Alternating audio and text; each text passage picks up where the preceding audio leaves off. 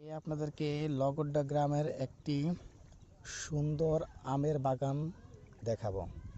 দেখেন এইখানে একটা আমের গাছ আছে, যে আমটি হচ্ছে বেনানা জাতের।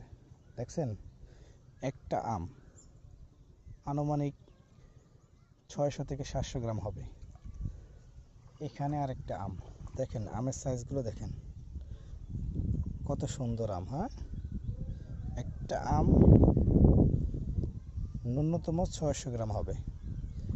দেখেন এই যে আমটা কত সুন্দর, এই যে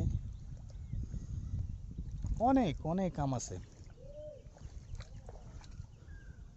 গ্রাম্য পরিবেশে কত সুন্দর একটা কি আমের বাগান, কত সুন্দর।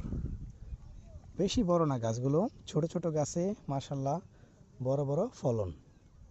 দেখেন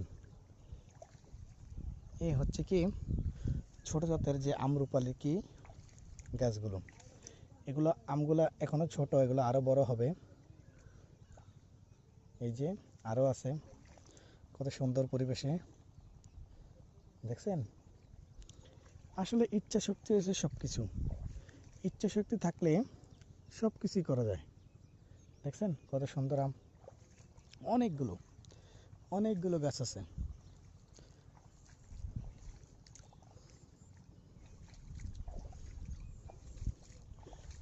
দেখেন পোকামাকড় যাতে কি আক্রমণ না করতে পারে সেজন্য কি ওষুধ দেওয়া হয়েছে।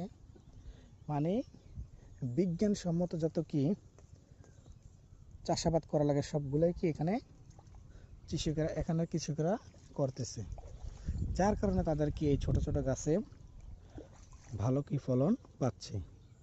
আমরা মূলত গাছ ঠিকই রোপণ করি কিন্তু পরিচর্যা করি না, আর সঠিক পরিচর্যা না করার কারণে আমাদের ফলনও হয় না। তারা ঠিকই পরিচর্যা করতেছে, বিজ্ঞানসম্মত ফলনও পাচ্ছে। দেখেন আমের কালারগুলো দেখেন কত সুন্দর, আমের কালারগুলো কত সুন্দর।